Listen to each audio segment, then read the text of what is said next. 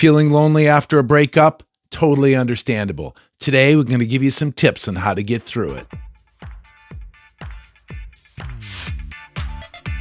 Feeling lonely after your breakup, I completely understand. I've been there myself, and it is incredibly difficult. In fact, sometimes it feels like it's the worst feeling in the world because it's so thick and so heavy and so hurtful even. But I want to encourage you that if you are lonely, it's completely normal.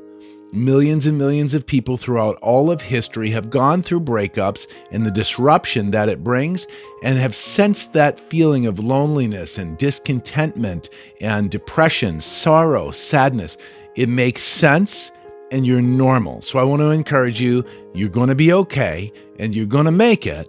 But there's going to be a little bit of a transitional period. So here's a few things I encourage you to do when you're feeling lonely after a breakup. Find a friend or maybe two that you can call.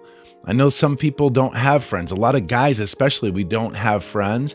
But I encourage you to actually make a phone call of the person who does come to mind and give a call and say, hey, I just wondered if you wanted to hang out or talk or something.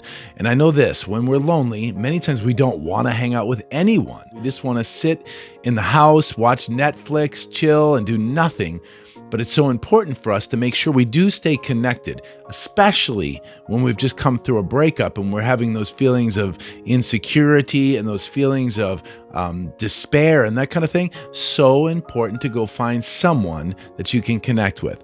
For me, when I went through a breakup and when I went through a divorce, I had two people who I talked to pretty regularly who were support systems for me, and they were really awesome people. It was a little awkward at first. Why? Because I had to share with them kind of what happened and how I was feeling. And a lot of us, we don't want to do that. We're afraid that we'll be rejected, or maybe we'd be ridiculed, or maybe we'd feel like we're too much for other people. But the truth is, people love you. Right? There are some people out there who want to help you. So I encourage you, think of that one person who comes to mind and then make a phone call and say, hey, can I take you out for a coffee or something? I'm feeling a little down and I would love to have your input and your encouragement. A real friend, someone who cares for you, is going to say, yeah, okay, cool. Let's do it. Let's hang out. So I encourage you, get together with someone, get back into the hobbies you used to do before the breakup. For me, I joined a band. I got back into some music, got back into some playing out, having some fun and getting together with a couple of people every week so that I could use the gifts and skills that I have and I could get back into that creative energy again and also could get around some other people. Now, the truth is, I didn't feel like going sometimes because I was so depressed and so sad. But by shaking off that depression and sadness and pushing yourself out there again, you're going to find that those moments with those people will help you and you'll start to feel a sense of community again. I also want to encourage you, if you're a parent and your children are away on the weekend or if they're away every other week, that can feel incredibly lonely. I've had moments where my house was so quiet and so still, and it's really uncomfortable. And you want to do something, but yet you don't want to do something, right? In those moments, it's really imperative for you to find something to pour yourself into. So for me, I took a couple of college courses and I started doing TikTok and I started doing YouTube and I started doing more coaching and writing and journaling and finding ways that I could help other people. So I encourage you that when you're feeling lonely, start finding a way to take that loneliness and use it as almost a gasoline for your soul to light you on fire and start to do something with that. Start thinking, what can I do with all this extra time that I have? If you sit and do nothing but Netflix or watch YouTube all day and night, it's not going to help much. But if you start to take that and turn it into a passion to help somebody else and to do something different that'll make an impact in other people's lives, you'll stop feeling so lonely and you'll start feeling enthused and excited. Get into some kind of groups with some other people. And for me, I didn't do this every night.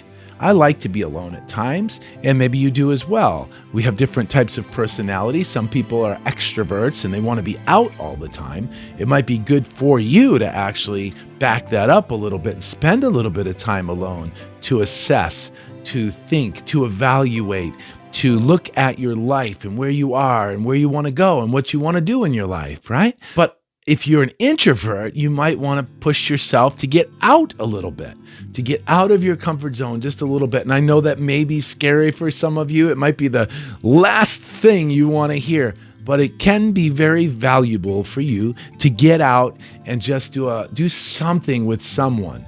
Go out with a friend, take a walk, do something new and adventurous just once in a while to break the habits and to get yourself out of the routines and to keep yourself from going into depression. But I want to encourage you that the time that you have alone is also a gift. It's a time for you to assess your life, to see where you are. And in those times, some of the greatest things can happen. You might have some revelation as to influences that were in your life in the past that brought you to this place. You might have some new things you want to start in your life, and now you have the time, the energy, and the focus to hone in on that, to do some research, to do some study, to get curious.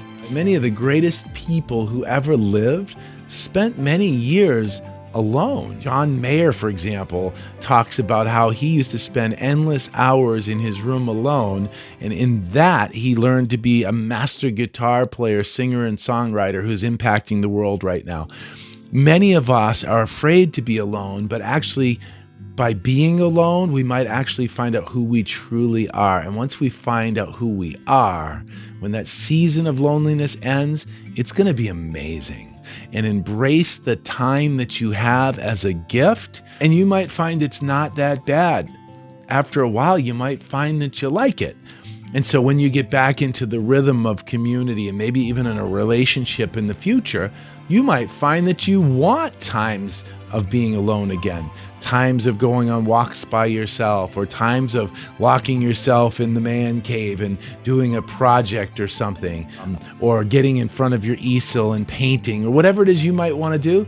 Sometimes we need that alone time for the creativity to spark and for our lives to head in a new direction. With intentionality, with focus, with some effort, you'll break out of this thing and you'll be grateful for the time that you did have. And you're gonna make it. Hold on tight. Don't lose heart and don't lose hope. I'm here for you. I encourage you. Hold on.